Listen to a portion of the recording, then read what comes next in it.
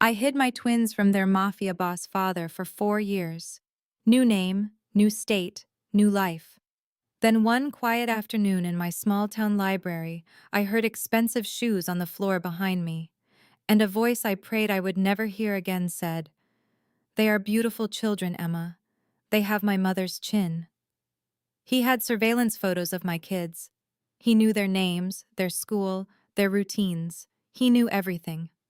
4 years ago, I discovered the man I loved, the gentle, soft-spoken accountant who whispered promises in hotel rooms, was actually one of the most feared crime lords in the country. I ran, pregnant, terrified, alone. I built a life in a tiny Oregon town where the biggest drama was the Harvest Festival, but Ethan Blackwood doesn't lose what belongs to him. And when a rival family kidnapped our 4-year-old son to use as leverage against him, I realized the most horrifying truth. The only man who could bring my baby home alive was the very monster I had spent 4 years running from. This is the story of a librarian who fell in love with a mob boss, ran from him, and then had to beg him to save their child. This story is a powerful reminder that you cannot outrun the truth forever, and that sometimes the person you are most afraid of is the only one willing to burn the world down to keep your family safe. The fluorescent lights overhead in the Willowbrook Public Library buzzed with a relentless, mechanical hum. Their pale glow cast a sterile, beige light on everything, making even the brightest book spines look washed out and weary. For what felt like the 100th time today, I pushed my reading glasses back up the bridge of my nose. They slid down again as I leaned over a cart overflowing with returned books, a stack that seemed to grow larger with every single hour that passed. A familiar, dull throb radiated from my lower back, the price of spending my days bending, reaching, and hauling heavy stacks of books. My practical flat shoes provided almost no comfort on the hard, unforgiving linoleum floors. It had been 4 years now. 4 years since I ran from New York City with just one hastily packed suitcase and the horrifying knowledge that I was pregnant with the child of a man whose real identity I had discovered far too late. I had spent those 4 years building a quiet, unassuming life for us here in this sleepy little Oregon town. The biggest event on our calendar was the yearly Harvest Festival, a place where no one thought to ask difficult questions about a single mother who showed up one day with perfect references and a desperate, unspoken need to remain invisible. The familiar weight of pure exhaustion began to settle onto my shoulders. I pushed the heavy cart toward the children's section, my hand instinctively reaching for the small silver cross I wore on a chain under my sweater. It was a gift from my mother. It had become my anchor in moments of high stress, my fingers always finding their way to its cool, smooth surface whenever that icy feeling of anxiety would start to creep up my spine. The air smelled of old paper and the distinct scent of library binding glue. That smell was mixed with the soft vanilla from a candle Mrs. Henderson, our head librarian, always kept burning at the main desk. It was her attempt to fight back against the musty odor that seemed to be a permanent part of the building's old walls. "Emma," Sarah's voice called out from the reference desk. It had a slightly breathless quality, a nervous energy that always seemed to be there when she spoke to me. She was one of the only people in this town who had tried to be a real friend. She had invited me to join book clubs and go out for coffee. Invitations I always turned down with some vague excuse about my busy schedule or not being able to find a babysitter. "The computer system is freezing up on me again. Can you come take a look when you have a free minute?" I gave her a simple nod, maneuvering the heavy cart between the colorful displays of picture books and shelves of early readers. The children's section had always been my sanctuary within the library. The shelves were low to the ground, arranged into cozy little corners designed for reading, and cheerful posters on the walls urged young readers to discover incredible new worlds. This was why I had chosen this job, this entire life. Here, surrounded by tales of great adventure and guaranteed happy endings, I could almost convince myself that the darkness I ran from was truly gone. The gentle ring of the bell on the front door signaled a new visitor. It was followed by the sharp, measured sound of expensive shoes clicking against the linoleum floor. I looked up for only a moment, seeing a tall man in a dark, tailored coat speaking with Mrs. Henderson. I quickly turned my focus back to the picture books that needed to be put back on their shelves. The tourist season was slowly coming to an end, but we still got the occasional out-of-town visitor, most often academics researching some piece of local history or hikers passing through to explore the trails nearby. My phone vibrated with a soft buzz from inside my cardigan pocket. I pulled it out and saw a new text message from Grace, my babysitter. She was one of the very few teenagers in this town I felt I could trust with the most important secret in my life. The text read, "Kids are great. Eli wants to know if he can show Ella his new magic trick before you get home. Also, there's a man here asking about after-school programs." An immediate chill snaked down my spine, and my fingers gripped the phone so tightly my knuckles ached. The children almost never had visitors, and certainly not a strange man asking about school programs. My thumbs moved quickly across the screen. What kind of man? Did he give you a name? But before I could even hit send, that sound of expensive shoes was suddenly much closer. It was followed by a voice that turned the blood in my veins to ice. "Excuse me," the voice said. It was deep, perfectly controlled, and carried that quiet tone of authority that I had once found so incredibly appealing. "I'm looking for some information about your children's reading programs." I went completely still, my hand clenched around the spine of a Dr. Seuss book with bone-white intensity. I knew that voice. It was a rich baritone that held the slightest hint of an East Coast education, the kind of precise speech that is learned in expensive private schools and used in corporate boardrooms. It was the same voice that had once whispered my name in the dark of luxury hotel suites, promising me the entire world while carefully hiding the monster he truly was. I fought against every single instinct that was screaming at me to run, and I slowly turned around. He was standing just 3 feet away from me, dressed flawlessly in a charcoal wool coat that likely cost more than I made in a month. His name was Ethan Blackwood. 4 years had not changed his powerful presence at all. In fact, he seemed even more imposing now than I remembered. His dark hair was just beginning to show distinguished traces of silver at his temples, and his stormy gray eyes held that same dangerous intelligence that had once made me feel like the only woman on earth. He looked exactly like the man I remembered, and nothing at all like the gentle, unassuming accountant he had pretended to be during our short, intense affair. This was the man in full. This was the real Ethan Blackwood, the man whose name was only spoken in whispers in certain circles, always with a mixture of profound respect and genuine fear. This was the man who ran a vast empire that was built on shadows and secrets and violence, a man who could make any problem vanish with a single phone call or a quiet signal to one of his men. "Hello, Emma," he said, his voice soft, his gaze sweeping over my plain cardigan, my sensible shoes, and the whole carefully built lie of my quiet suburban existence. "You're looking well." My throat felt raw, like it was lined with sandpaper. My voice came out as a fragile whisper. "What are you doing here?" A small, cold smile touched his lips, but it never reached his eyes. "I think you already know the answer to that question." His eyes then moved with deliberate slowness to the small collection of family photos I kept on my desk, which was visible from where we stood.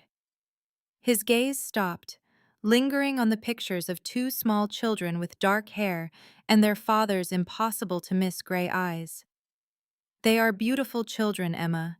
They have my mother's chin." The picture book slipped from my numb fingers, landing with a muffled thump on the carpet below. All around us, the library carried on with its normal afternoon pace. Mrs. Henderson was busy shuffling papers at the front desk, completely oblivious to the fact that my entire world was collapsing, that 4 years of carefully guarded secrets were finally catching up to me in the worst way imaginable. "How did you find us?" I was able to ask, even though a part of me was sure I already knew. Ethan Blackwood had access to resources that normal people could not even begin to comprehend. He had connections that spread across the entire country like a giant invisible spiderweb, ready to trap anyone who was naive enough to think they could just disappear from his world. "Does it really matter how?" he answered, bending down to pick up the book I had dropped with a smooth, effortless grace. As he stood back up, he took a step closer to me. He was now close enough that I could smell his cologne, the same expensive, unforgettable scent that had once clung to my skin after our nights together. That was before I knew what he was, before I truly understood the kind of man who could touch me with such incredible tenderness one moment and command such terrifying power the next. "I would like to meet them properly," he said, his voice remaining calm and conversational, even though every single word was laced with an unspoken threat. "My son and my daughter. Our children, Emma." My hand immediately went to my pendant, and I held onto it as if it were a lifeline. "They don't know anything about you. They believe their father passed away before they were born." For a brief second, something shifted in his expression. It might have been pain, or perhaps it was a flash of anger that he kept under perfect control. "That is truly unfortunate. Children deserve to know their heritage, wouldn't you agree? They should know what they are destined to inherit." The immense weight of his words fell on me like a burial shroud. Heritage. He did not mean family history. He meant a legacy, a bloodline, a line of succession. He was not standing here because he felt a father's love or even simple curiosity. He was here because Ella and Eli were his heirs. They were the continuation of the dark and violent kingdom he had constructed in the shadows of the legitimate business world. The thought of my innocent, happy children ever being pulled into that life made my stomach twist with a sickening wave of nausea. "Emma," Sarah's voice called out again, drifting over from the reference desk. "Is everything okay over there?" I forced a smile onto my face, but my muscles felt so tight I thought my skin might crack from the strain. "Everything is just fine. I'm just helping a patron get some information about our programs." Ethan's smile grew wider, a clear sign of his approval for my discretion. "Yes, I am extremely interested in the programs you have available here. Perhaps we could find somewhere more private to discuss them. I have some very specific questions about educational opportunities for gifted children." The words themselves sounded perfectly innocent to anyone who might be listening, but the message underneath was loud and clear.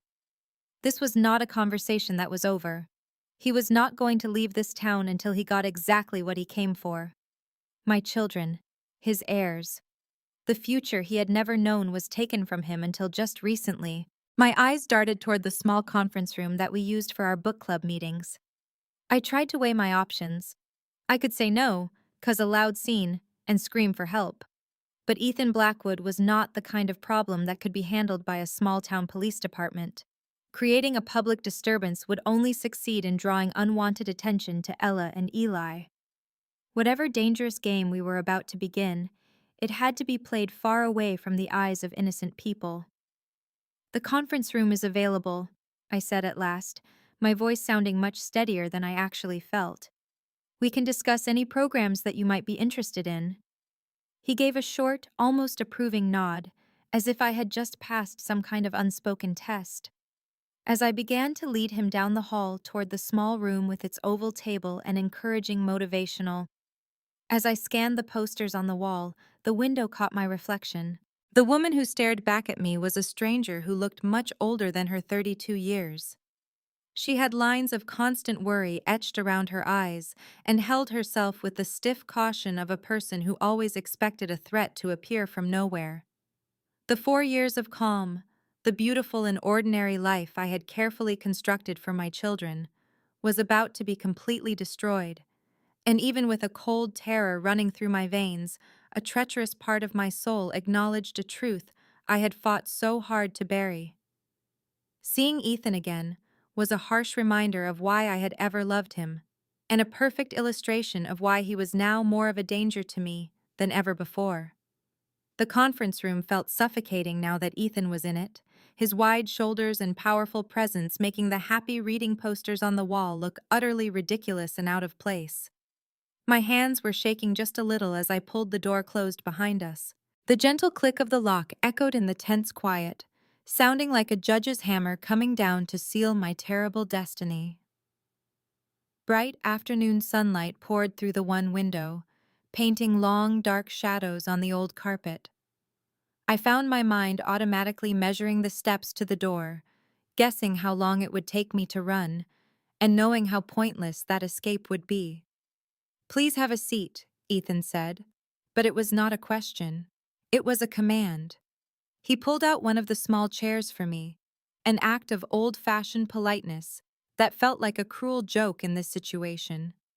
Everything about him was a display of controlled strength, from the casual way he fixed the links on his cuffs to the deliberate manner he placed his hands flat on the surface of the table. There were no nervous twitches, no inefficient motions. This was a man who was used to being obeyed instantly, a man whose needs were met before he even had to speak them. I decided to remain standing, desperate for the tiny psychological edge my height might offer, even though both of us understood it was a meaningless gesture. "How long have you had people watching us?" A small, almost affectionate smile touched his lips, as if he found my small act of resistance charming. "Does the exact time really matter? What is important is that I am here now, and I have a great deal of time to make up for with my children." He took out his phone, his thumb swiping across the screen to a gallery of pictures. "They are 4 years old, I think. Twins, of course. Eli has more of my family's features, but Ella received my mother's eyes." The completely casual way he discussed these intimate facts about my children's existence made my very skin crawl with a cold dread. "You have been paying people to watch us." He knew it was not a question. Ethan placed his phone on the table. The screen showed a perfect, candid picture of Ella and Eli at the park near our little house. They were filled with laughter, running around the swing set, while I was visible on a bench nearby, lost in a book.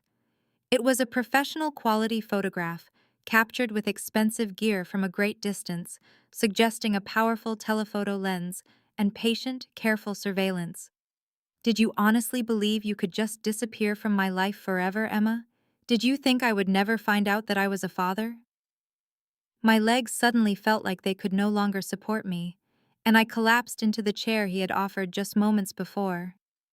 My thoughts were a chaotic storm, spinning through the terrible consequences. How many other pictures did he possess? For how long had these unknown individuals been observing my children, creating a record of their lives, and sending reports to this powerful man who could obliterate the world I had built with a single command? "They are perfectly safe," he said, his voice softening as he registered my panic with something that could almost be mistaken for real concern. "My people have been given very clear orders about their well-being. No harm will ever reach them as long as they are under my care." "Your care?" The words escaped me, sharper and colder than I had planned. "The only person they need to be protected from is you." Ethan's friendly expression vanished in an instant, a subtle shift that was like dark storm clouds filling his gray eyes. "You are incredibly naive if you still think that is true, Emma. The very second those children took their first breath, they became targets for my enemies. The people I fight do not make a distinction between the children I claim publicly and the ones I do not." The enormous weight of what he was saying pressed down on me like a physical thing, making it hard to breathe. I had wasted 4 years thinking that I had given Ella and Eli a normal childhood, a life completely separate from the violence and danger that was a constant part of their father's world. But Ethan was telling me that just by being born his children, they had targets painted on their backs. "There was a situation about 3 months ago," he went on, his voice becoming cold and professional, which somehow made the news even more terrifying. "The organization run by Vincent Caruso was trying to find personal information about me. They came dangerously close to figuring out where you lived." My blood ran cold in my veins. Vincent Caruso was a name that even ordinary people knew. It was a name spoken in hushed tones on the news during stories about mob investigations and killings that were never solved. The knowledge that this man had been actively trying to find us made me feel physically ill. "How close did they get?" I whispered, my voice barely audible. They were close enough that I was forced to divert their focus to something else. The long pause he took before saying, "Divert," told me everything I needed to know about what that diversion must have cost someone. They are no longer a concern, but there are always others. There will always be others, as long as my children are out in the world without my security. I grabbed the side of the table, my knuckles turning white from the pressure. "So, this is your plan. You will use threats that you call protection. You are going to use my fear to push your way into their lives and take control."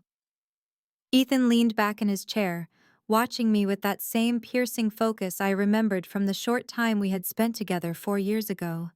Back then, when he looked at me that way across a candlelit table in a fancy restaurant, it had made me feel like the most important person in the world. Now, it just felt like being sized up by a hungry wolf that was deciding if I was a threat or its next meal. "Tell me about them," he said, suddenly switching topics. "What are they like as people? What things do they like to do?" The abrupt question completely surprised me, and for just a heartbeat, I thought I saw a flicker of real vulnerability in his face. It was not the calculating leader of a criminal empire, but maybe a small piece of a man who honestly wanted to know his son and daughter. "Eli is obsessed with magic tricks," I heard myself say, the words spilling out before I could stop them. "He will practice for hours at a time with a cheap plastic wand he got as a party favor. And Ella, she is always reading, already far ahead of her grade level.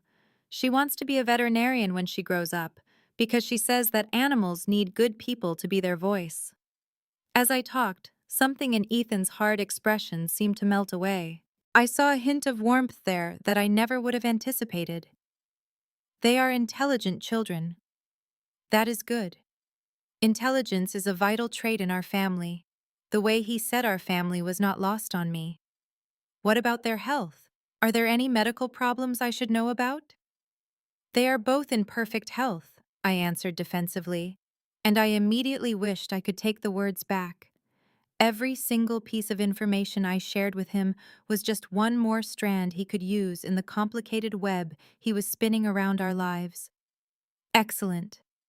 I have already made an appointment for Dr. Harrison to see them next week. He is a pediatric specialist who looks after all the children from the families in my organization." My heart felt like it stopped beating inside my chest. "You have arranged what?" "Regular wellness checks for the children are very important, Emma. I am sure you can agree with that." His voice was calm and reasonable, but the hard threat underneath it was impossible to miss. "Dr. Harrison is very discreet and extremely thorough. He will also be able to get all the necessary paperwork ready for the transition." "What transition?" But as soon as I asked the question, a sick feeling told me that I already knew the answer. Ethan's phone made a soft buzzing sound, and he looked down at it before getting to his feet with an easy, fluid motion. "I am sorry, but our first talk is going to have to be a short one. I have several other meetings to get to this afternoon." He adjusted his expensive coat, and every single one of his movements was deliberate and perfectly controlled. "But you do not need to worry, Emma. We will have more than enough time to go over all the details of the children's future. I am not going anywhere with you," I declared, pushing myself to my feet as well, my voice sounding much stronger than I actually felt. "And Ella and Eli are not going anywhere with you either." His smile was patient, almost like he pitied me. "I have not asked you to go anywhere with me yet." He walked over to the door, but he stopped for a moment with his hand on the knob.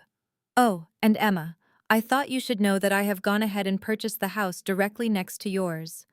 The sweet elderly couple that used to live there were very cooperative about finding a new place to live once I made it clear just how important a quiet neighborhood was to me. The entire room started to spin around me. Mrs. Patterson and her husband had been our neighbors from the day I first moved into that house. They were quiet and kind retired people who would sometimes watch the kids for me when Grace was busy. They had never said a single word about moving, and definitely not about selling their home to anyone. That is not possible. they would have told me about it. People do not usually share the details of their private financial deals. Ethan cut in, his voice perfectly smooth.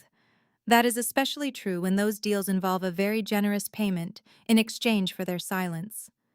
He pulled the door open, then he turned to look at me one last time.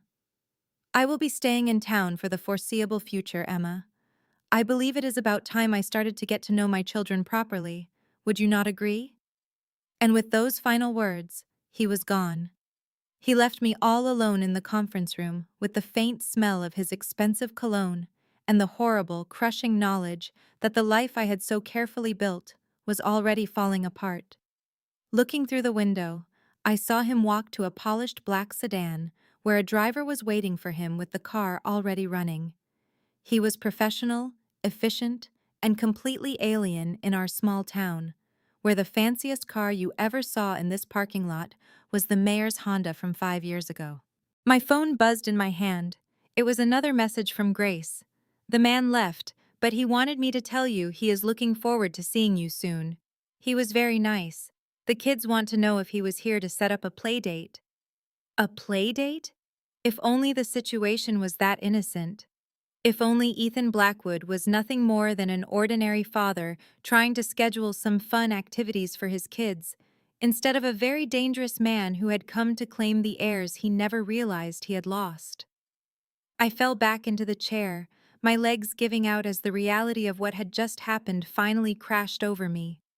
He was no longer just watching us from a distance. He had moved in right next door. He had scheduled doctor's appointments for children he had no legal claim to, and he had shown me with chilling effectiveness just how little power I had to resist him. The 4 years of feeling safe, of creating a normal life for Ella and Eli, had all been a complete lie. We had never really been free from Ethan Blackwood's influence. We had just been living inside a fragile bubble of ignorance, waiting for the day he would finally decide to reach out and pop it.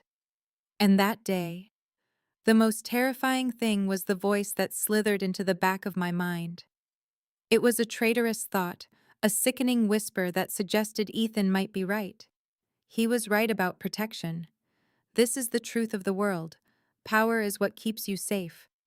And maybe my years of hiding from that world had done nothing to protect my children.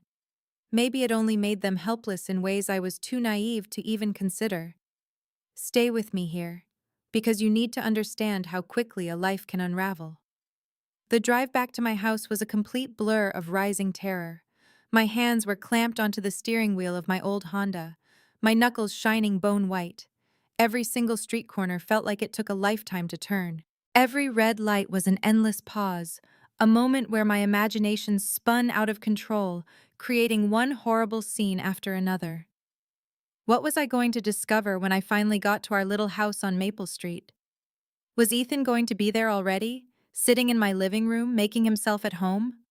Would my children be showing him their drawings, completely unaware of the monster I had let into their lives through my own past? Would Grace even comprehend the kind of danger she had just invited through our front door? Seeing our simple two-story home should have been a comfort, but a wave of absolute dread washed over me instead. Nothing looked out of place. Grace's old Volkswagen was parked in the driveway. Eli's bicycle was lying on its side in the front yard. Ella's chalk art was still a rainbow of colors on the sidewalk. It was all so normal, so peaceful, so innocent. It was everything that Ethan Blackwood's world was designed to destroy. I just sat there in the car for a long moment, trying to find the courage to move. My thoughts pulled me back, as they always did, to those 3 weeks I spent in New York, the 3 weeks that ruined everything. 4 years had not been long enough to dull the edges of those memories. They were still sharp, still painful. I was 28 years old, a freelance accountant working for a small firm that sometimes handled larger corporate clients. The job felt completely ordinary at the time. I was assigned to audit the financial records for Blackwood Industries, a very successful import and export business located deep in Manhattan's financial district.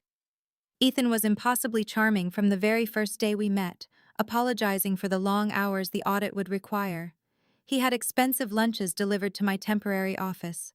He showed a sincere interest in my notes about his company's finances. He was the perfect image of everything I thought I wanted.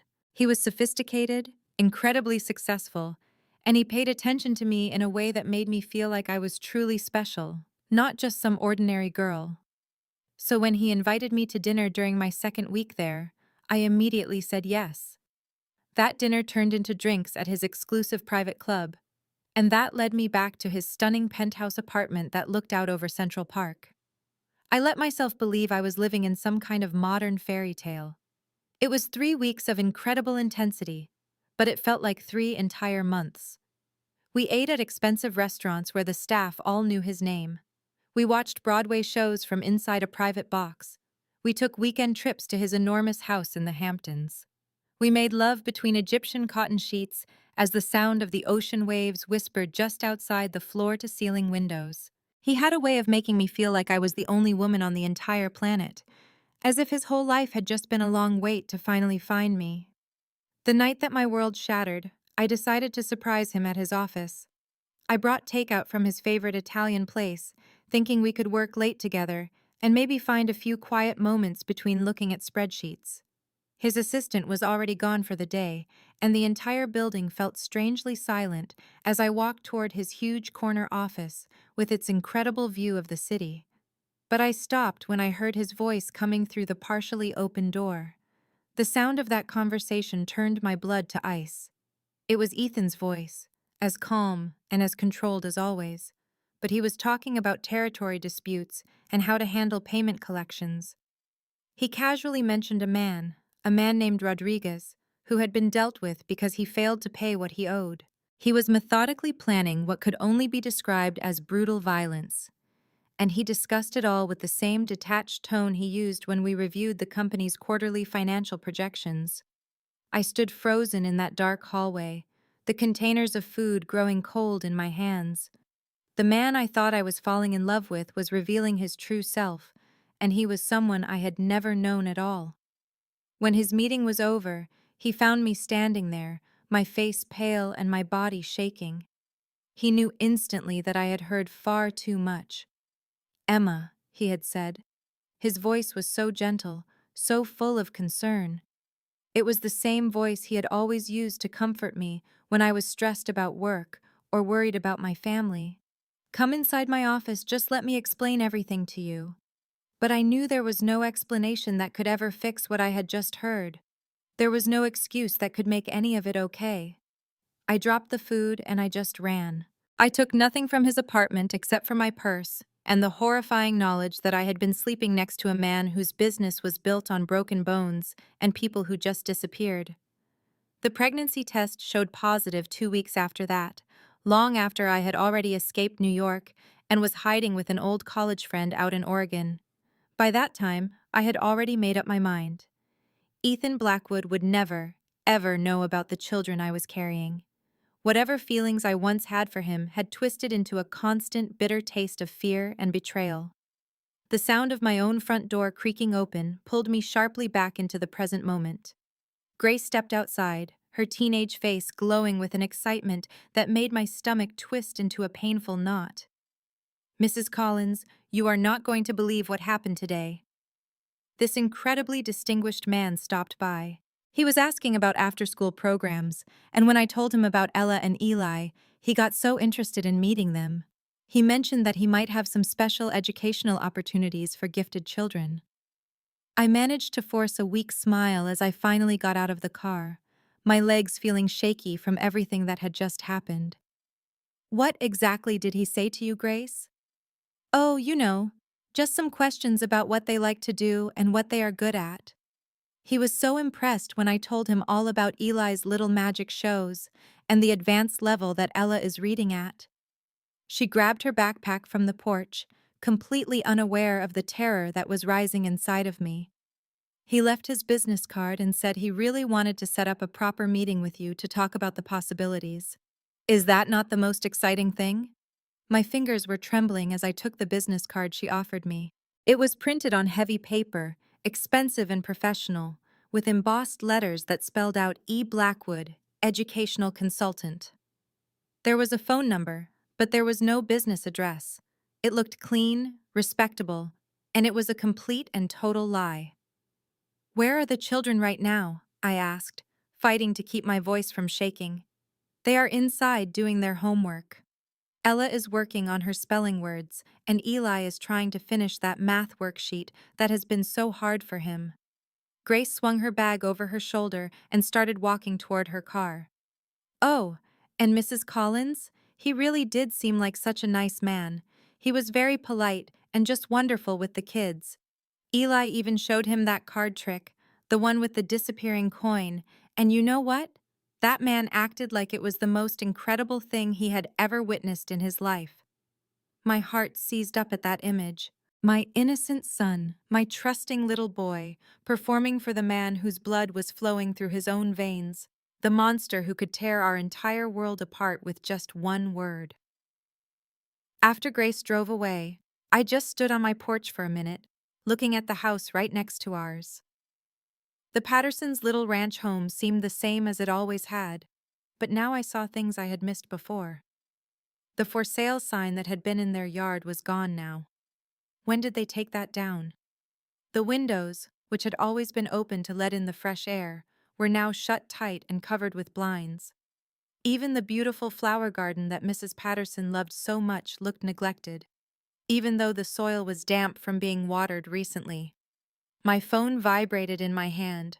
It was a text message from a number I did not recognize. "The children are delightful, Emma. We really should talk about their future very soon. Are you available for dinner tomorrow night? I have already made us reservations at Romano's for 7 in the evening. Please come by yourself." Romano's was the most expensive restaurant in our town. It was the kind of place people went for anniversary dinners, or to close important business deals over white tablecloths and bottles of wine that cost more than my entire weekly budget for groceries. It was exactly the kind of place where Ethan Blackwood would fit in without a problem, while I would feel like a complete imposter. I slowly typed a reply. "I cannot leave the children alone." His response was instant. "That is already arranged. Mrs. Chen from the library will be there to babysit. She has been thoroughly investigated, and she comes with excellent recommendations." The cold efficiency he used to organize my life, making plans that I had never agreed to, stole the air from my lungs. I felt a terrible mix of helpless rage. Mrs. Chen was a wonderful and trustworthy person. She had helped me with the children at library events before. But the fact that Ethan had already reached out to her, that he had already set up my schedule, proved just how deeply he had been digging into our lives. Another text message appeared. "Emma, I am not your enemy. I am their father. I just want what is best for them. Please, just give me one chance to prove that to you." I stared down at his words, my thumb frozen over the screen. A big part of me just wanted to refuse, to grab the children and run as far away as my small savings account would let us go. But another part of me, the part that remembered the way his face had seemed to soften when I first told him about Ella and Eli, wondered if there was some other way. The front door suddenly flew open, and Eli came running out. His dark hair was a mess, and his gray eyes were shining with excitement. "Mama, Grace told me a man who knows all about magic came to visit us today. Did you get to meet him? Is he really going to teach me some brand new tricks?" And right behind him, Ella stood in the doorway, cautious and thoughtful as always, her identical gray eyes watching me closely. "Grace said he asked a whole lot of questions about us. Why would a stranger want to know so much about us, Mama?" Looking at their faces, my beautiful and innocent children who had no idea that their entire lives were about to be turned upside down, I finally made my choice. If Ethan Blackwood wanted to have a discussion about their future, then we would have a discussion. But we would do it my way, with my rules, and he would have to understand that I would fight him with every last bit of strength I had to protect the quiet life we had built. I typed my answer. "Fine, tomorrow at 7. But first, we are going to establish some ground rules." His reply came back immediately. "I am looking forward to it. And Emma, thank you for giving me this chance." As I guided the children into the house for dinner, their homework, and the familiar bedtime rituals that had been our safe harbor for 4 blissful years, I felt a chilling certainty. I was walking into a cage I had unknowingly helped build. But maybe, just maybe, if I was incredibly careful and extraordinarily lucky, I could bargain for terms. I could find a way to keep my children safe while appeasing whatever strange paternal instinct had led Ethan Blackwood to our front door. The only other choice was a life on the run, constantly glancing over our shoulders. A life of perpetual fear, where we would never know when his shadow might fall over us again. That was no way to raise children. This way, at least, I could confront the danger directly. I could try to manage its impact on their lives. Tomorrow night would prove if that belief was born of desperate naivete or quiet wisdom. The woman who stared back at me from the bedroom mirror was a stranger. I had selected my clothing with the precision of a soldier preparing for battle. It was a simple navy blue dress, an outfit I had worn to only 2 events in the last 4 years. Both were fundraisers for the library, occasions where looking professional was far more important than being fashionable. The material was of good quality, but it was clearly from a department store rack. It was the kind of sensible purchase that valued durability far more than style. I matched it with my only pair of respectable heels and the small pearl earrings my mother gave me when I graduated from college. This was all the armor I could find for a war I had no idea how to win. Mrs. Chen had shown up at exactly 6:30. Her gentle, capable way with the children was both a deep comfort and a profound disturbance. She arrived with a bag filled with activities and seemed to already know that Ella preferred one cartoon while Eli favored another. She even knew which bedtime stories they would ask her to read. The sheer depth of Ethan's investigation into our quiet lives was a constant source of both wonder and terror. "You look beautiful, Mama," Ella had whispered just before I left, kissing them both goodnight. Her tiny hands gently smoothed the skirt of my dress with an unconscious, motherly gesture that made my heart ache with love and fear. "Are you going someplace special?" "I'm just having dinner with an old friend," I said, the lie tasting like ash in my mouth. I hated deceiving them, but I could not place a burden on their small shoulders that they were too young to possibly comprehend. Romano's restaurant was on the ground floor of the only historic building in town, a beautifully converted Victorian mansion. It had been meticulously restored, preserving the original crown molding and gleaming hardwood floors while still creating a modern space for fine dining. On the rare nights I had walked by, I had caught glimpses of soft, intimate lighting. I saw couples sharing bottles of wine at tables covered in crisp, white tablecloths. It was the type of establishment that operated in a completely different financial universe from my own, a place where the price of an appetizer was what I usually budgeted for an entire week of groceries. The host recognized my name the moment I said it. His professional smile seemed to grow warmer as he guided me through the bustling main dining room toward a secluded private alcove at the very back. The table was perfectly set for 2. It had crystal glasses that fractured the candlelight into 1,000 tiny rainbows, heavy silver that shone with the deep glow of quality, and china so fine it looked almost transparent. A bouquet of fresh orchids sat in the center of the table, their exotic, perfect beauty making the simple roses I sometimes bought for our kitchen table seem childish by comparison. Ethan stood up as I came closer, and for a brief second, I was struck all over again by how perfectly he fit into this luxurious world. He wore a charcoal suit that looked like it had been tailored by hand, probably costing more than what I earned in a month. Yet he wore it with the casual, unthinking confidence of a man who had never known a lesser quality of life. His dark hair was styled immaculately, and his shoes were polished to a brilliant, mirror-like shine.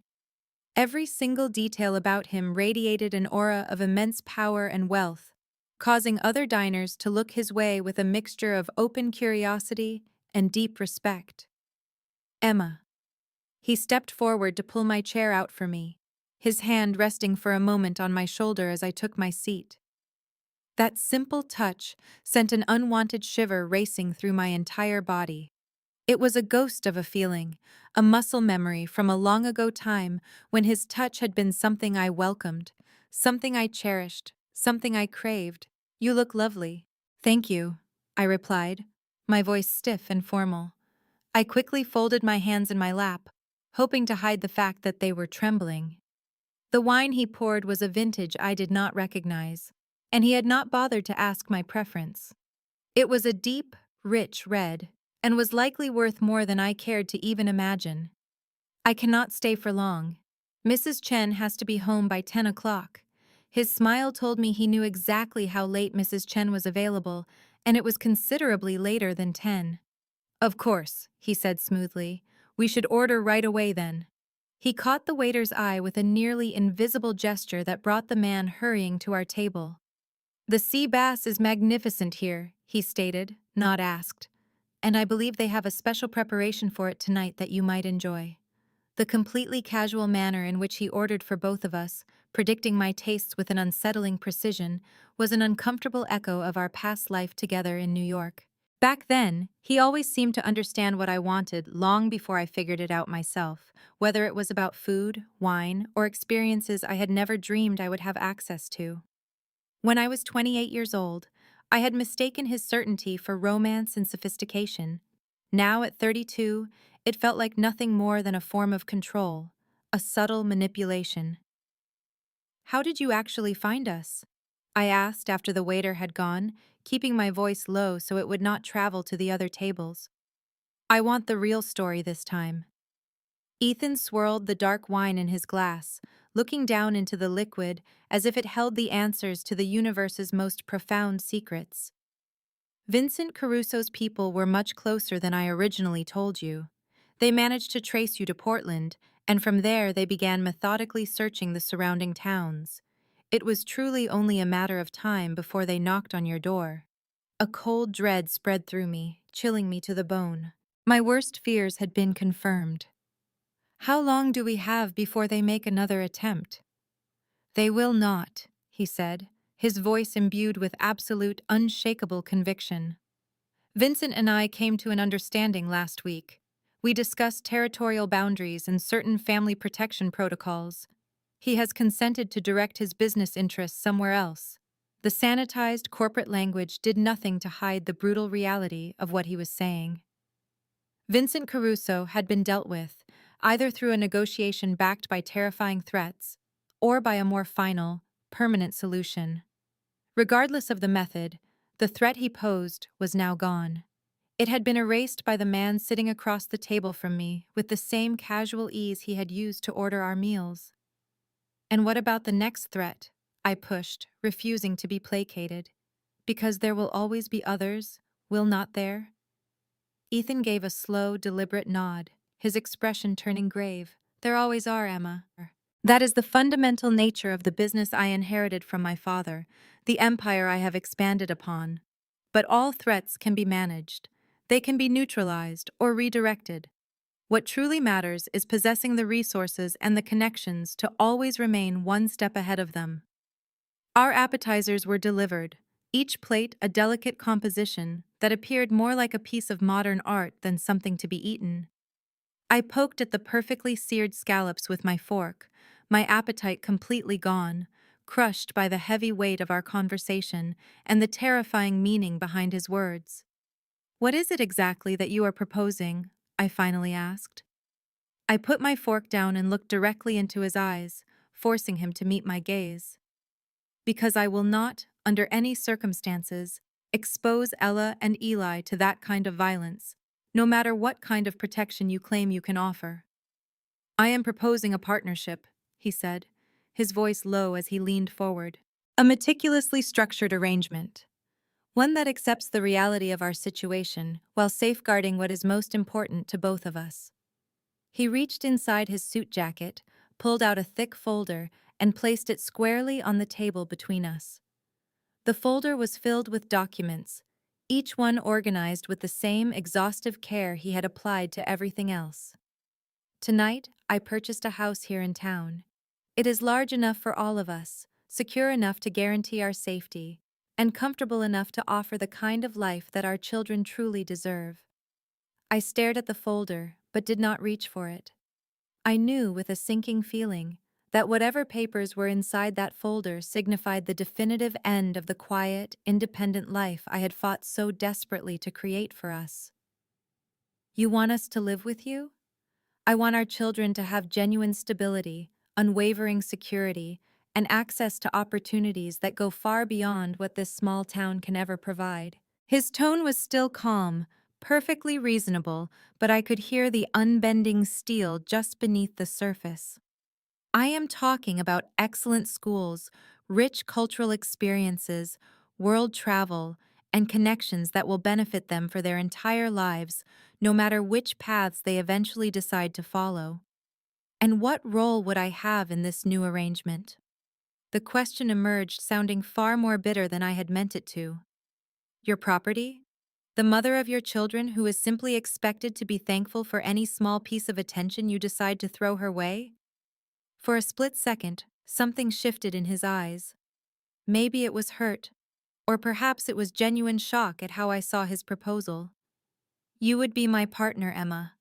My partner in every single way that counts. You would be the woman I should have married 4 years ago, if only things had been different. Those words hung in the air between us, a fragile bridge to a past I was not sure I had the courage to cross. A part of me, a foolish, hopeful part, wanted to believe him. It wanted to imagine that the powerful feelings we had once shared in New York could be real again. But there was another part of me, the stronger part that had kept us safe and hidden for 4 long years. It whispered warnings, reminding me not to trust a man whose entire life was built on being an expert in the art of deception. I need guarantees, I said at last, my voice firm. I need legally binding written agreements about the children's safety, about their education, and especially about their lack of exposure to your business affairs. Ethan's smile was one of approval, as if I had just passed some crucial unspoken test. They are already prepared, he said. He opened the folder, revealing a stack of documents that had obviously been prepared by a team of very expensive lawyers. There were full custody agreements designed to protect their interests above all else, trust funds set up for their education and their futures, and explicit, ironclad protections that barred them from any involvement in his family business until they were adults. I quickly read through the pages, my sense of astonishment growing with every paragraph. Every single concern that I could have possibly raised had been anticipated and addressed. Every protection I might have thought to demand was already included in the text. The trust funds alone contained more money than I could hope to earn in 10 lifetimes, and the custody papers granted me significant legal authority over the major decisions that would shape the children's day-to-day lives. This is incredibly generous, I had to admit, though a deep suspicion still lingered in my mind. What do you get from all of this? My family, he answered, his voice stripped of everything but sincerity. I get the chance to finally know my children, to be a real part of their lives, and to make absolutely certain that they have every single advantage I am capable of providing. He paused, and his gaze seemed to become more intense, more personal. And maybe, eventually, I will get the chance to earn your trust back.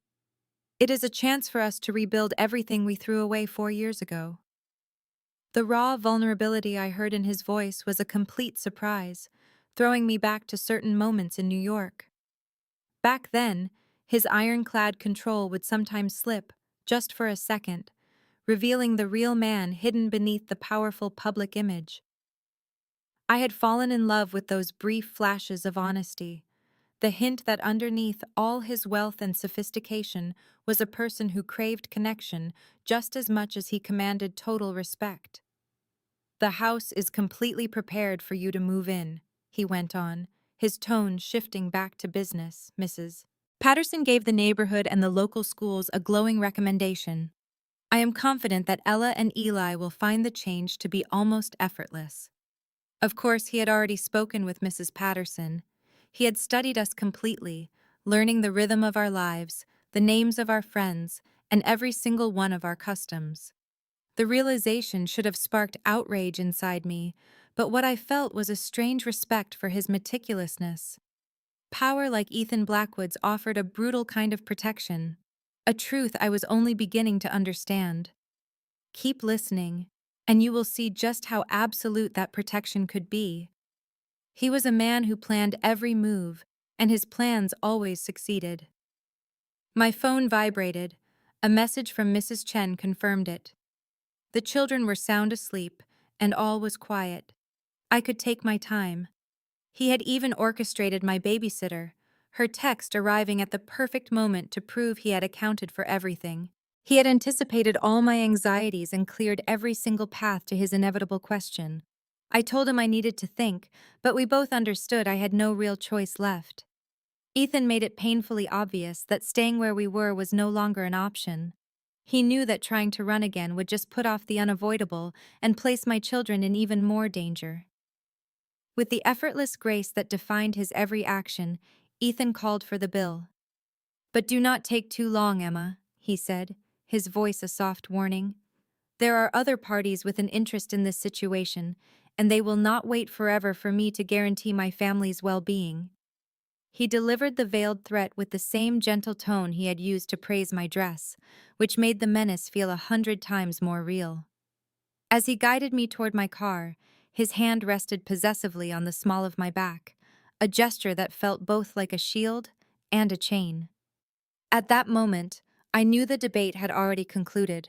All that was left was for me to formally accept my defeat. The moving truck pulled up to our curb at 7 o'clock in the morning, precisely 3 days following my dinner with Ethan. I had never officially accepted his terms. I had not put my name on any legal papers, and I had not even uttered the word yes. Despite this, a team of professional movers was now inside, methodically packing up our simple home. Ella and Eli sat on the porch swing, their eyes wide with wonder at the new adventure their mother had promised them. I had told them the new house has a library, which was true based on the architectural plans Ethan had shown me. I also said there was a huge backyard where Eli could work on his magic tricks. This was also true, though I conveniently left out any mention of the advanced security systems that enveloped the entire property like an invisible cage. Mrs. Chen stood next to me in the doorway, her wrinkled hands folded tightly in front of her as she observed the orderly dismantling of our quiet life. "Mr. Blackwood comes across as a very generous and thoughtful person," she commented with care in her voice.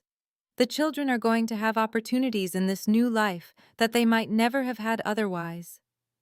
I found myself wondering what version of the story Ethan had given her about this whole arrangement.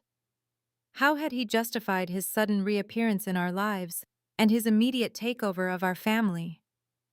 Mrs. Chen was old enough and had seen enough of the world to know when she was only being shown a small piece of a much larger, more complicated puzzle. But she was also a kind woman, and she knew not to ask the kinds of questions that would force me into an impossible spot. It was an impossible position. "Yes," I simply said in agreement. What other words could I possibly offer? I could not tell her that I was giving up our precious hard-earned freedom in exchange for safety from dangers I did not even completely comprehend. I could not explain that I was letting my children be pulled into a dangerous world where their father's business rivals resolved disagreements with brutal violence instead of with lawyers and contracts. The home Ethan had acquired for us was situated on 5 private acres at the very end of Willowbrook's most prestigious street. It was a massive modern building that somehow felt both imposing and inviting at the same time. The floor-to-ceiling windows provided breathtaking views of gardens designed by professionals, and the inside had open living areas that flowed together without interruption. The kitchen by itself was bigger than the entire living space of our old house, and it was filled with appliances that likely cost more than I made in a full year. "Mama, you have to see this. You have to see." Eli's excited voice bounced off the towering ceilings when he found the media room, which had a gigantic screen and actual theater-style seating. He shouted, "It is just like we have our own movie theater!" Ella, on the other hand, was captivated by the library. She gently ran her small fingers over the spines of books that included timeless literature and modern novels. Many of them looked like first editions that should have been in a museum, not on the shelves of a private residence. "Can I truly read any of these that I want?" she asked me, her voice a whisper filled with awe. "Of course you can," Ethan answered, materializing in the doorway with that quiet, effortless grace that defined his every move. He was dressed in casual attire today, a pair of khakis and a navy blue sweater that probably cost more than our monthly food budget. Yet he still radiated an unmistakable air of authority. Although, some of these might be a little too difficult for you right now. We will work our way up to them together. The casual way he assumed he would be a part of their learning, that we would now be a team making choices about their future, should have made me furious. Instead, I found myself noticing how easily he interacted with them. I watched how Eli seemed to gravitate right to him with that pure, unspoken trust that kids only give to adults they know genuinely care for them. At that moment, Mrs. Collins, one of the moving crew, came up to me holding a clipboard. "Where would you like us to put the boxes from the master bedroom?" I paused, a sudden cold realization washing over me. In this new arrangement, I had absolutely no idea where I was meant to sleep. Ethan had walked me through the enormous house just the day before, showing me the children's rooms with their custom desks and cozy reading corners, but he had been intentionally unclear about where the adults would be sleeping. "The master suite is located at the far end of the hall," Ethan stated smoothly, appearing right beside me as if summoned by my thoughts. "Emma, would you be able to show them where everything should go?" The suite was breathtaking. A massive king-size bed was the center of the room, and elegant French doors opened onto a private balcony that looked out over the sprawling gardens.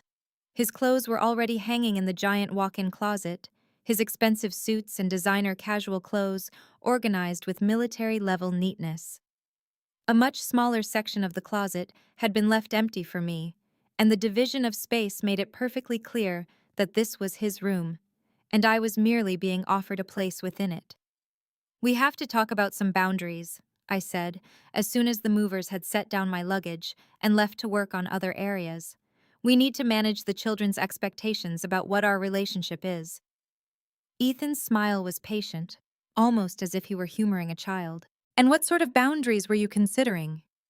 "Separate bedrooms would be a good place to start," I said firmly. "At least for now, until we can determine how this entire situation is supposed to function in the long run." He walked over to the window and gazed out at the gardens. Down below, Ella and Eli were discovering an incredible playground that definitely had not been there when I toured the property yesterday. The guest suite is certainly an option, if that is truly what you would prefer. However, you should be aware that I have several important business partners who will be staying here over the next few weeks. He let the words hang in the air. It might create some awkward questions if it is obvious that we are not living as a couple. Of course, there would always be business associates to consider. Of course, our private lives would have to conform to the needs of his public reputation. I was starting to see that every single part of this new existence would be managed and directed to support his greater goals. My own comfort and my own desires would be, at best, a minor detail.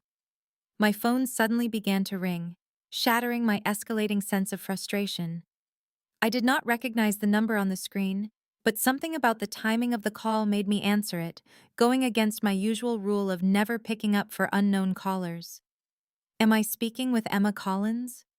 The voice on the other end was unfamiliar and businesslike, but it had a sharp, menacing quality that sent a chill through my entire body. "Who is calling?" I asked, taking a step away from the window, instinctively trying to find some privacy for a call that already felt deeply dangerous. "Let's just say I am someone who knew you back in New York," the voice continued, "someone who is extremely curious about your new home." There was a long pause, heavy with a silent threat. "I am especially interested in your new arrangement with Ethan Blackwood." The blood in my veins felt like it had turned to ice. From the window, I could see Ella and Eli on the swings, their happy, innocent laughter floating up on the gentle afternoon air. They looked so safe, so completely oblivious to the fact that their new, protected life may have just attracted the very monster they were meant to be hiding from, the kind of attention I had dedicated 4 entire years of my life to evading. "I have no idea what you mean," I replied, even though we both understood the denial was utterly useless. He knew. Of course you do, the voice on the other end continued. The real question is if you truly grasp what you have stumbled into. His tone became almost casual, like discussing the weather. Women connected to Ethan Blackwood often have tragically short futures, Emma. This is particularly true for the ones who learn too much about his various enterprises. Before I could even form a response, the phone was snatched from my grasp with breathtaking swiftness. Ethan had crossed the entire room without making a single sound, his face hardening into a cold and menacing mask as he lifted the device to his own ear. "This is Blackwood," he stated, his voice resonating with a quiet power that could make seasoned generals stand at attention. A silence followed as he listened intently. "Mr. Torino, how very unexpected. I can only assume you are calling to extend congratulations regarding my recent family reunion." There was another pause, this one stretching on longer than the first. I studied Ethan's face, observing the subtle tightening of the muscles around his eyes and the almost invisible shift in his stance that reminded me of a predator coiling to strike. "I see," he said at last. "Allow me to make something perfectly clear for you, Anthony. Emma and my children are now under my direct and personal protection. Any further attempt to make contact with them will be viewed as a hostile action directed at my family." His voice then dropped to a near whisper, a sound more threatening than any shout. "And you are well aware of how I handle threats against my family." He disconnected the call and returned the phone to me, his features already settling back into their familiar, controlled stillness. But I had caught that glimpse of the true man who lived beneath the polished, sophisticated veneer.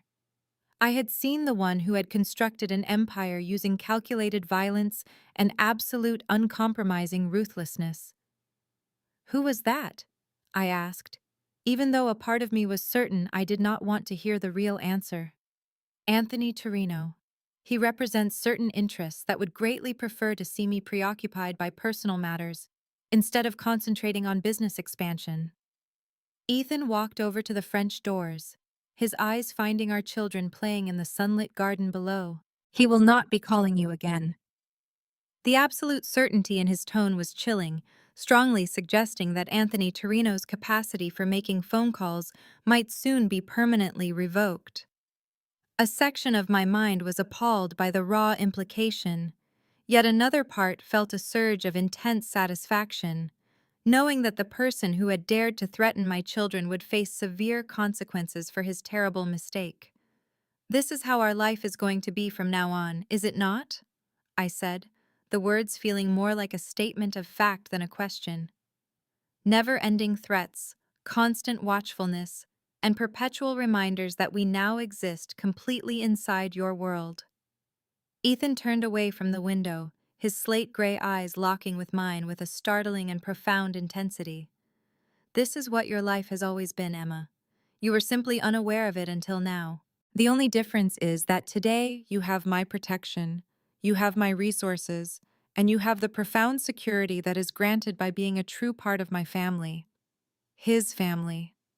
I was not just someone under his protection, or merely a recipient of his considerable generosity. I was actual family, with all the immense privileges and the heavy obligations that status carried. As I looked out at Ella and Eli playing joyfully in their new backyard, encircled by security systems they could not perceive and shielded by a level of power they could not possibly imagine, I knew that Ethan was right. We were his now, in a way that was total and irreversible.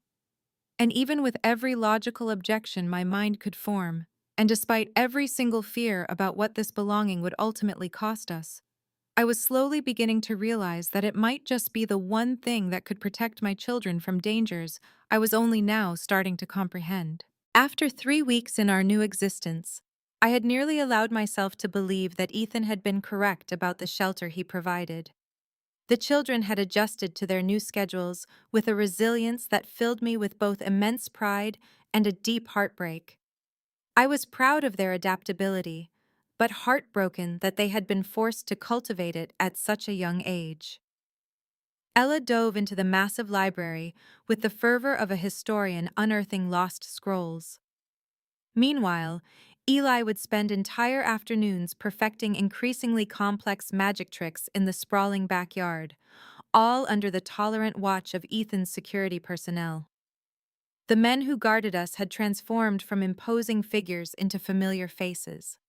Marcus, who was the head of security, even cracked a genuine smile when Eli successfully performed his disappearing coin trick for the fifth time that day.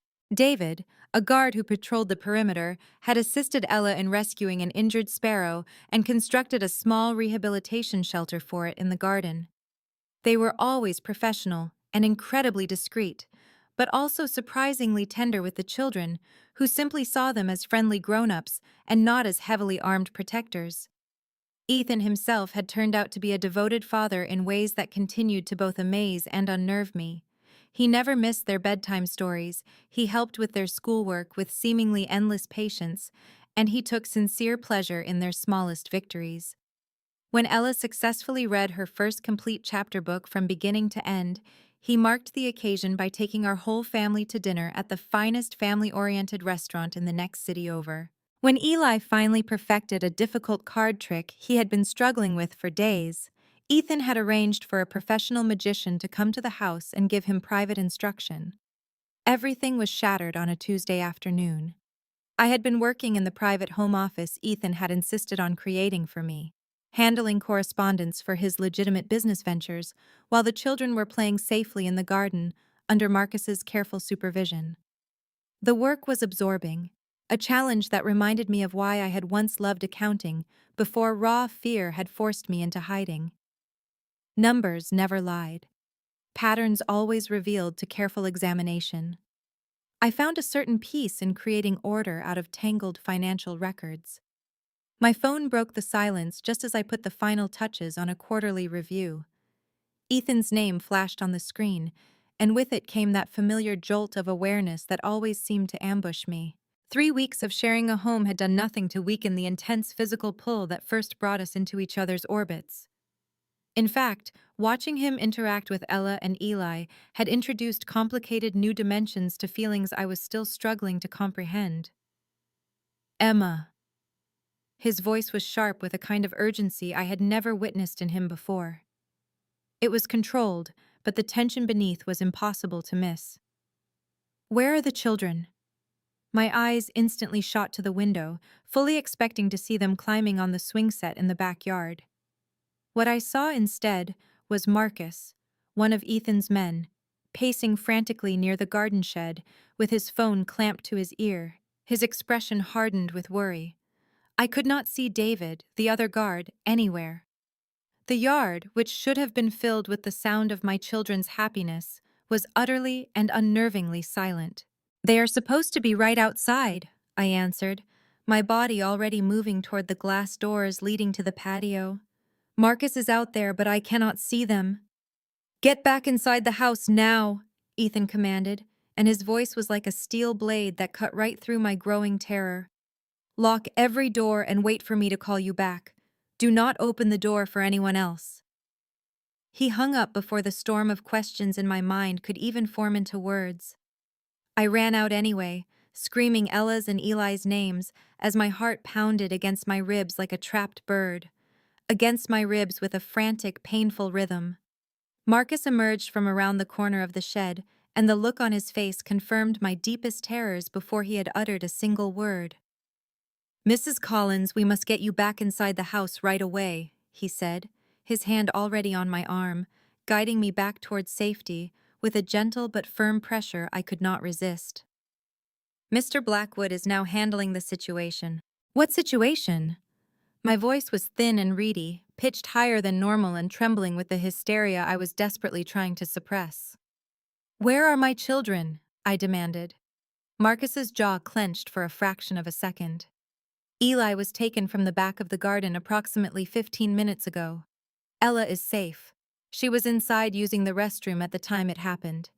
We currently have men sweeping the entire perimeter, and Mr. Blackwood has mobilized all of his available resources."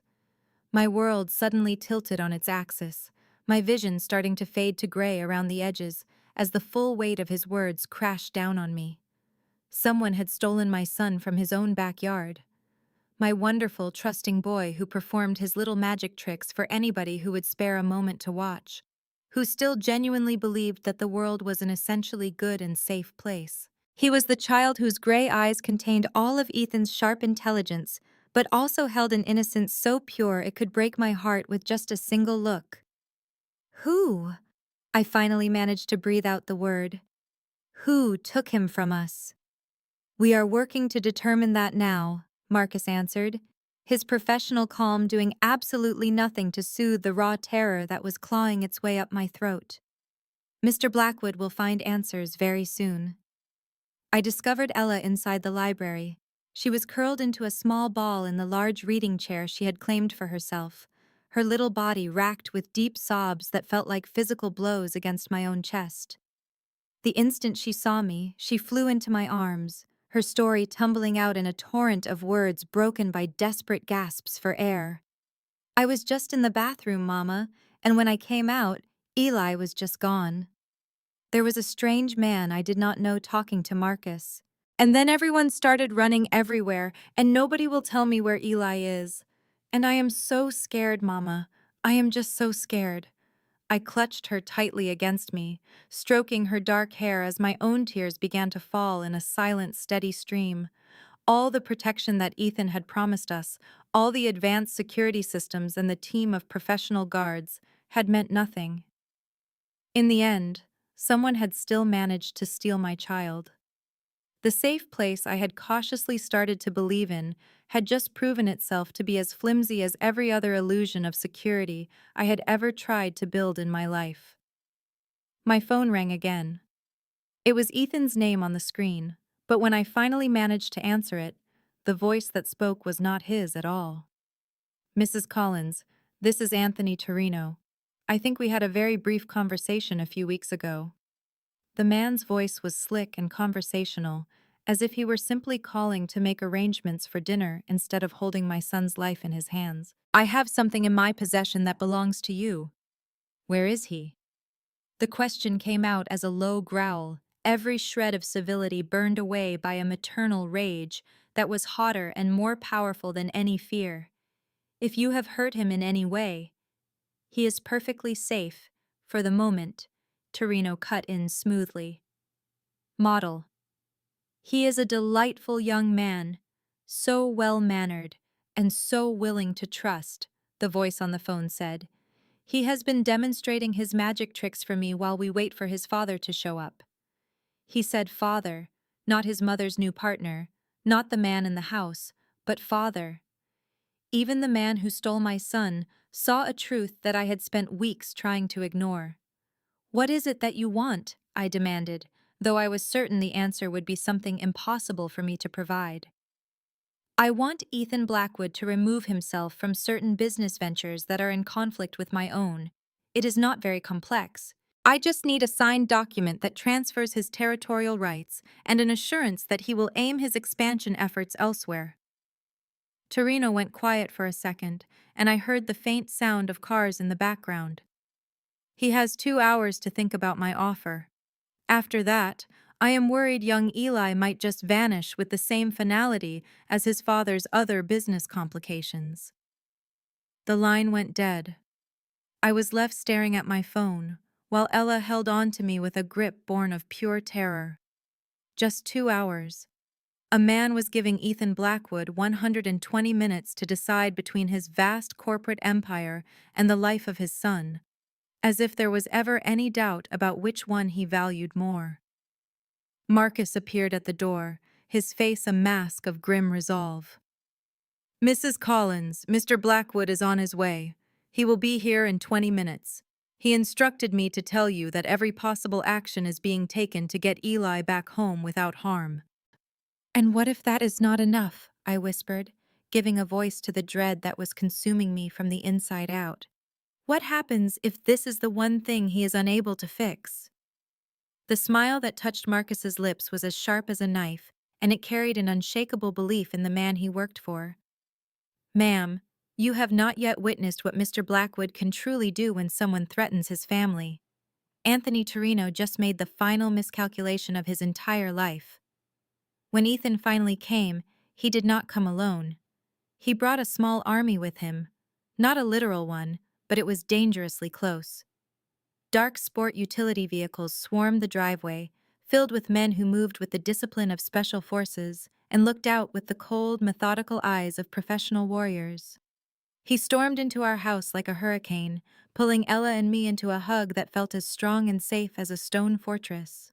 "He is going to be all right," he promised, his voice a low murmur against my hair, filled with a certainty that was absolute. "I give you my word, Emma. I will bring our son home. Our son. Not your boy, not the child, but our son." That simple, possessive word wrapped around my heart and gave it a layer of armor, providing the first real moment of peace I had experienced since I realized Eli was gone. 90 minutes later, the entire ordeal had ended. Ethan walked back through the door, with Eli cradled in his arms, fast asleep. The boy was worn out from his terrible ordeal, but he was completely safe and sound. The individuals who had abducted him were gone for good. I could see the confirmation of that fact in Ethan's eyes when I dared to ask about what happened to them. Anthony Torino would not be a threat to any child, ever again. Later that evening, as we all sat on the master bed, with both of our children sleeping soundly between us even though they had their own beautifully furnished rooms, I at last grasped the message Ethan had been trying to send me this whole time. This arrangement was never about dominance or ownership, or even about a father's legal claims. This was about the essential meaning of family. It was about the primal willingness to utterly annihilate any force that posed a danger to the people you held most dear in the world. "I am so sorry," I whispered into the quiet of the room. "I am sorry for resisting this, for trying to hide them from you, and for ever thinking we could be safe without your protection." His arm pulled me closer, and his lips brushed against my forehead in a silent gesture that felt like a sacred vow. "You do not have to apologize for anything. You were just trying to keep them safe with the only tools you had." His voice dropped, becoming quieter and much more serious. "But now you have seen that there is a more effective way. Now you understand that when we are united, we are far more powerful than any person or problem that dares to threaten our family. Our family." The phrase no longer sounded like a cage or a carefully laid trap. Instead, it felt like arriving at a safe harbor after a very long and perilous voyage through enemy waters. As I began to drift off to sleep, enclosed by the three individuals who meant everything to me, it dawned on me that giving in is not always the same as losing. Sometimes surrender is just the clarity to see when you have discovered a treasure that is worth defending at any cost. The next day would surely bring its own set of trials, new dangers, and fresh proofs of the complicated reality we were now a part of. But for tonight, our family was whole. For tonight, we were protected. And for tonight, for the very first time in 4 long years, the thought of the morning did not fill me with dread. I was not afraid anymore, because no matter what tomorrow delivered to our doorstep, we would be standing together, ready to face it. If this story made your heart pound, leave a like. Drop a comment and tell me, would you have kept running, or would you have let him in? Share this with someone who knows what it means to protect the people you love, even when the answer scares you. And if you haven't subscribed yet, hit that button and turn on notifications so you never miss a story like this. This content was carefully researched, developed, and manually edited by our team to deliver meaningful stories and valuable life lessons to our audience.